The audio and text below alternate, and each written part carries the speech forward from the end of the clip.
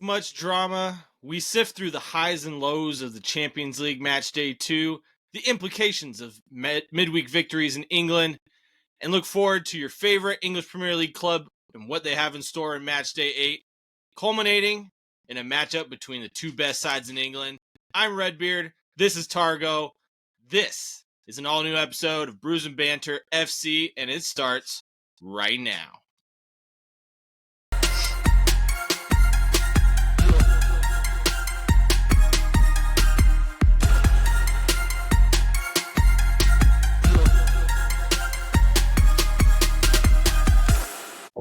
All right. Make sure you guys like, subscribe, hit that notification bell below. Give us 5 stars on all your favorite podcast platforms. Make sure you check out our Facebook, our Instagram, our TikTok, our YouTube channel, and our Redbubble for some sweet merch. Heck yeah. Matchweek 8 in the Premier League. And where we left off with Luton Town, well, we're going to start with them again as they play undefeated Tottenham Hotspur. Spurs are high-flying after their win versus Liverpool, albeit wrongly so, in my opinion. And then Luton Town with their heartbreaking loss against Burnley in a short week, while Spurs just sitting on their couches, enjoying life. Is this one way and one way only? How many goals does Tottenham score? I guess 5, 6? I didn't say over under 5. I'll go 4, but I think 6 is probably more likely. I mean, yeah. One way and one way only, man. Yeah. Next up, Fulham versus Sheffield United. I mean, both teams have looked very poor of late. Fulham having better individual players, but maybe not better team play. This one really could be. I don't know where their goals are going to come from, dude. For Fulham. Raul Jimenez? He hasn't shown that he can score consistently for a couple of seasons now. No, he has not. And I don't mean to sound insensitive, but it's pretty much been since he took a blow to the head against Arsenal. Yeah, it has been. And then Sheffield, man, they suck. Yeah, they're awful. Fulham? I'll pick Fulham, yeah. Fulham can get a good win out of this one. All right. So 2 teams both coming off a win midweek. We got Burnley against Chelsea. Okay. All right. Both could be considered in the relegation battle. Both these teams struggling. Chelsea might hold the momentum, maybe.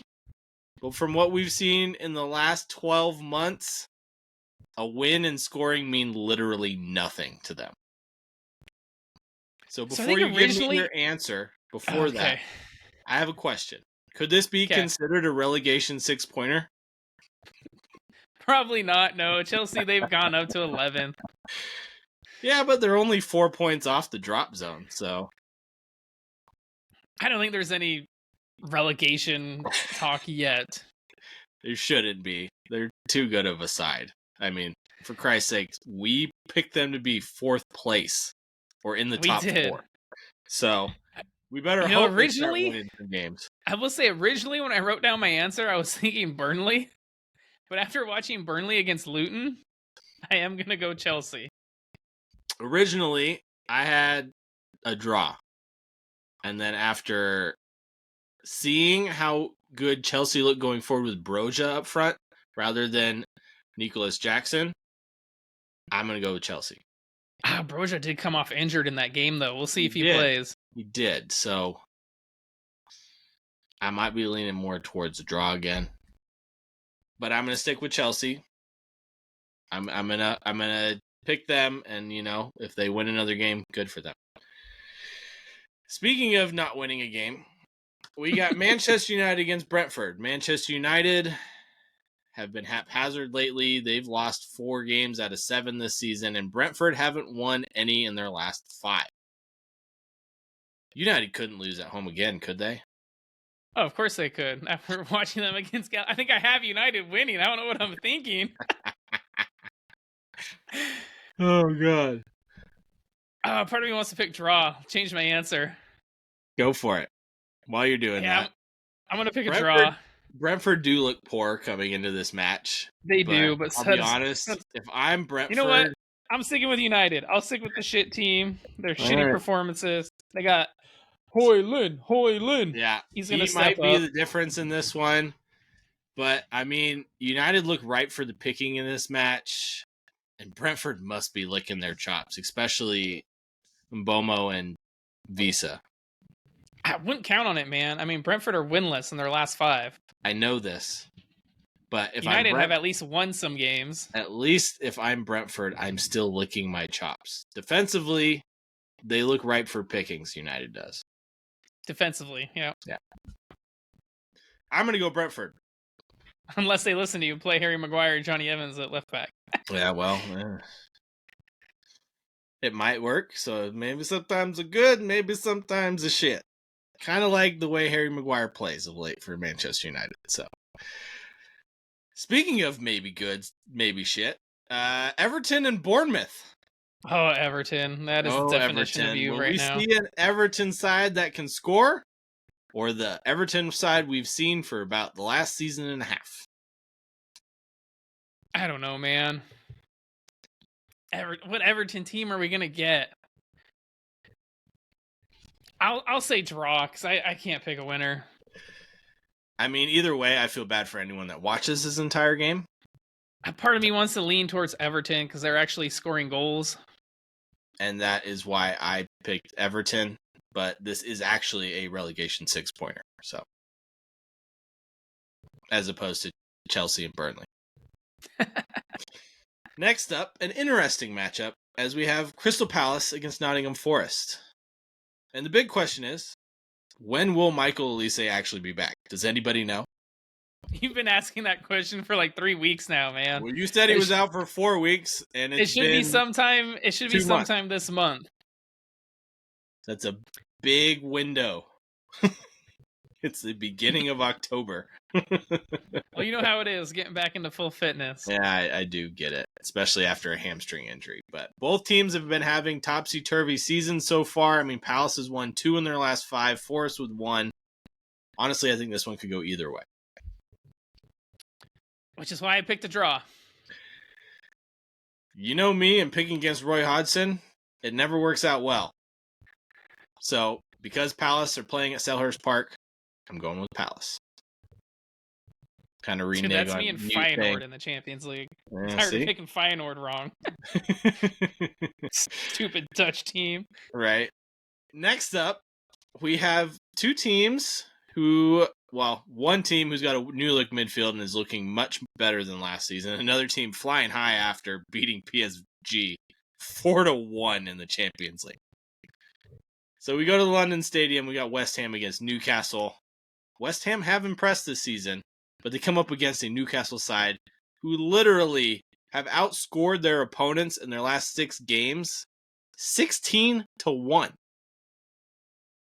They haven't let in a goal since mid-September. Unless you count Lucas Hernandez. Yes, in the Premier League, not since mid-September when they lost to Brighton. But other than Lucas Hernandez, they haven't. I know Newcastle is probably the smart pick to pick here, but I think maybe they have a little bit of a come down after that PSG high. Has a lot of emotions, especially at London Stadium. I'll pick Newcastle though. I think Newcastle are going to ride this wave, especially because the traveling fans for Newcastle usually travel pretty well.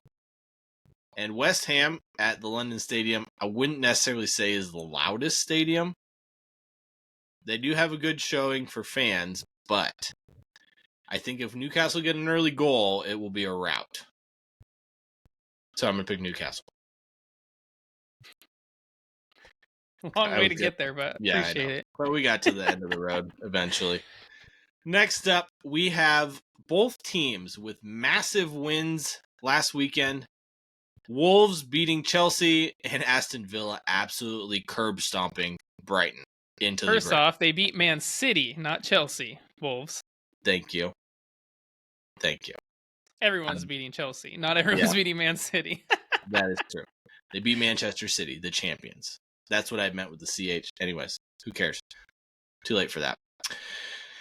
Yeah, so both teams coming off massive wins. At the time of this recording, Villa have not played their Europa Conference League match. They got a short turnaround, and I didn't look and see if they're playing at home or they have to travel. Either way, man, they still have just the better players. Yeah, they do. I mean, they come into this match having scored more than everybody above them in the table. Yeah, that is Liverpool, Arsenal, Tottenham, and Manchester City. But the big question is the momentum from beating City big enough for Wolves to kick on and get a result out of this match? I think I'm going to go Villa. Yeah, I think Villa's going to win this one. Wolves don't stand a chance. I think Wolves stand a chance Even if at they the keep Mall. it tight at the back. Yeah, I guess we'll see how their Villa's Conference League games go. But I mean, and then obviously, if we're comparing the Villa Brighton game, that was a completely different game. Where they were more looking on the counterattack, and I don't think they will in this one. We'll see. They haven't. Let's get to our Fab 5 games, man. Or Fab 4, however many we got. It's our games to watch. The ones we're going to be watching. We'll start in Germany. We got Borussia Dortmund against Union Berlin. Both teams, I would say, are kind of underperforming right now, especially Union Berlin.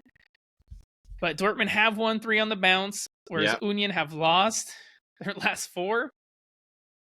Coming off that tough loss to Braga. Yeah, they've been leaking goals late, too. They can't seem to finish out a lead or a game. Union, they got some good players. They got Bonucci, Robin Gosens on that left side. He needs to really get them going, I feel like. Mm-hmm. Dortmund, they got Niklas Füllkrug this season. He was top scorer in the Bundesliga. Can he get going on some goals? Cause some problems? Which way you see this one going?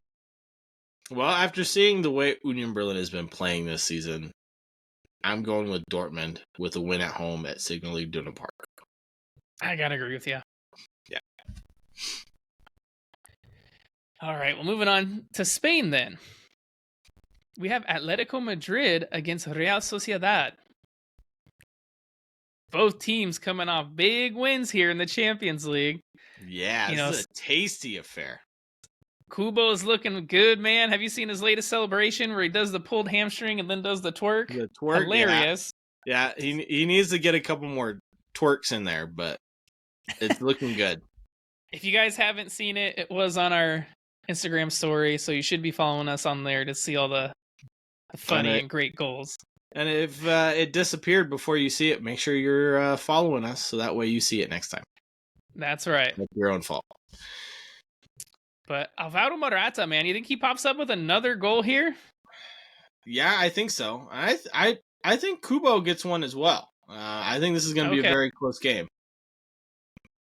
Who you got in this one? Lots of fireworks. You know what? I know I picked Real Madrid to be Atletico, and they made me look bad as they thumped Real Madrid. But I'm going to go against them again. Real Sociedad and the style of play that they have has seriously impressed me this season. I know last season I went with them a lot as well, but Takefusa Kubo, man, every time he's on the ball is absolutely electric. And Brias Mendes is also playing out of his skin. So I'm going to go with Sociedad in this one. I'm going to go for a draw because I cannot pick a winner, man. Like you said, they're both playing so well. It's difficult. I'm going draw. But we'll move over to England now, the Premier League. A couple big games there. We have Brighton, high-flying Brighton, top goal scorers in the Premier League, Brighton, against Liverpool. This one is at the Amex. Liverpool, they got some suspensions to deal with here. No Diego Jota, no Curtis Jones. Yeah. We'll see how they do in the Europa League here. They haven't played at the time of this recording. Teams play in the Europa League, after this recording. Does Matoma tear up that right side of Liverpool's? Is it going to be Trent? Is it going to be Joe Gomez? I think it's really going to be Yeah, I mean, it will probably decide the match, whoever starts. Because if it's Trent, I think Matoma tears him a new one. If it's Gomez, at least he holds him, to he can at least he's a proper defender. Let's go. A lot of words for a little answer. I think that is going to be probably one of the deciding factors in this match is who does Liverpool decide to play on that right side. And then the other side, Yeah. Estupiñán against Salah. Estupiñán had a terrible game last time out. And Mo Salah, one of the most consistent performers in Premier League history. Who you got? I'm going Brighton. I think the midfield, that's where I think it's going to be won. I don't think Liverpool without Curtis Jones. Obviously they'll have Szoboszlai, they'll have McAllister, but who else is going to be in there? Cody Gakpo came off injured. Yeah. Endo, Gravenberch. I mean, Gravenberch has been phenomenal when he's come on this season, but I would expect him to play in the Europa League match. So probably not starting. So I would expect it to be Endo probably. Or maybe they listen to me and play Trent there. Ooh, that's a thought. And then obviously they're going to have to start Darwin Nunez. So we'll see. The guy can miss chances. We'll see how clinical he is. And I just don't think Roberto De Zerbi lets his team play bad 2 games in a row. Historically, he has not. So you are correct. And I think against a team like Liverpool who are going to go toe-to-toe with Brighton, and Brighton have kind of been a little bit of Achilles heel for Liverpool here recently. Mm-hmm. And so I'm going with Brighton. And I know Brighton have been the Achilles heel of, pretty much every team above them in the table for a long time. Teams that go toe-to-toe with them seem to do bad. But Jurgen Klopp, I think, has a fire lit under his butt after the whole VAR situation. And I think he's got a point to prove. And I think with that Liverpool attack, I don't necessarily think Darwin Nunez starts, but he probably comes off the bench after he starts in the Europa League. Well, who starts up there? If not, no Jota, no Gakpo.